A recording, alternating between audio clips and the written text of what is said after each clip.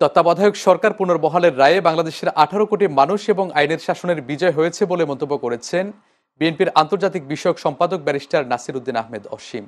তিনি বলেন, আগামীতে বিএনপি ক্ষমতায় এলে আইনের শাসন প্রতিষ্ঠা করে জনগণের আশা আকাঙ্ক্ষার প্রতিফলন ঘটাবে। আজ বিকেলে ঢাকা 10 আসনের অন্তর্গত নিউ মার্কেট ও কলাবাগান থানাধীন এলাকায় ধানের শীষের পক্ষে গণসংযোগ চলাকালে তিনি এসব কথা বলেন। এ সময় ঢাকা 10 আসনে নিউ মার্কেট ও কলাবাগান থানা বিএনপি ও অঙ্গ সহযোগী সংগঠনের নেতাকর্মীরা উপস্থিত ছিলেন। তত্ত্বাবধায়ক সরকার ব্যবস্থা বাতিল করেছিল, পঞ্চদশ সংশোধনী তারা কায়েম করেছিল। আজকে মহামান্য সুপ্রিম কোর্টের আপিল বিভাগে পঞ্চদশ সংশোধনীকে বাতিল করে তত্ত্বাবধায়ক সরকার ব্যবস্থা